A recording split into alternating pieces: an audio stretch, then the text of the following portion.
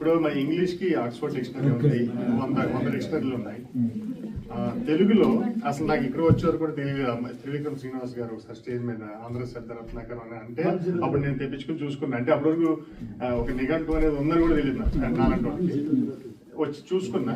అయితే నేను కొన్ని తెలుగు పదాలు ఎక్కడైనా విన్నప్పుడు, ఏదైనా యూట్యూబ్లో ఎక్కడైనా ఫ్రమ్ ఎనీబడి విన్నప్పుడు నేను చూసుకున్నాను, నాకు తెలియకపోతే అందులో. కానీ కొన్ని పదాలు అందులో కూడా లేవు. యాక్చువల్గా నేను చూశాను, కొన్ని పదాలు లేవు అసలు. మీలాంటి వాళ్ళకి ఏదైనా తెలుగు పదాలు మీకు అసలు తెలియదు అనుకోను, బట్ మీకు కూడా తెలియని తెలుగు పదాలు ఏదైనా ఉన్నప్పుడు మీరు ఎవరి దగ్గరికి వెళ్తారు, ఎలా తెలుసుకుంటారు? మీరు మాలాంటి వాళ్ళు ఎలా తెలుసుకుంటారు? చాలా చిన్న పరిష్కారం ఉందండి దీనికి. మనకి వెబ్సైట్లో, అంతర్జాలంలో, ఇంటర్నెట్లో నిఘంటు శోధన అని ఒక వెబ్సైట్. ఆ నిఘంటు శోధనలో 30 పైచిలకు మీరన్న డిక్షనరీలు అన్నీ కలిపి వాళ్ళు ఒక చోట డేటా కలెక్ట్ చేసి పెట్టారు. మీరు కనుక పదం టైప్ చేస్తే ఏదో ఒక నిఘంటువు నుంచి ఆ పదానికి అర్థం వస్తుంది.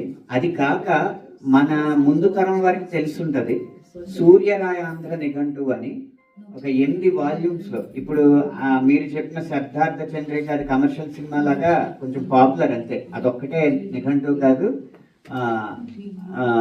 వారి పాపులర్ వ్యక్తి పాపులర్ కాబట్టి వారు చెప్పింది మనకి అదే కదా ప్రాబ్లం. మంచి స్టార్ మొహం నుంచి వచ్చింది మామూలు డైలాగ్ అయినా సూక్తిలాగా వెళ్ళిపోతూ ఉంటుంది.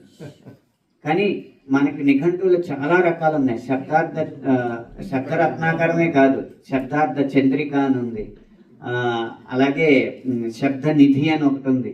అలా రకరకాల నిఘంటువులు ఉన్నాయి. వాటన్నిటికంటే ముఖ్యంగా సూర్యరాయాంధ్ర తెలుగు నిఘంటువు అని 8 వాల్యూమ్స్తో ఉండేదండి. అది మా ఇంట్లో కూడా ఉండేది. దాని ప్రాముఖ్యత నేను తెలుసుకుని మళ్ళీ ఆ బీరువా తీసి ఆ బుక్కులు తీసే టైంకి చెదలు కొట్టేసినాయి వాటి.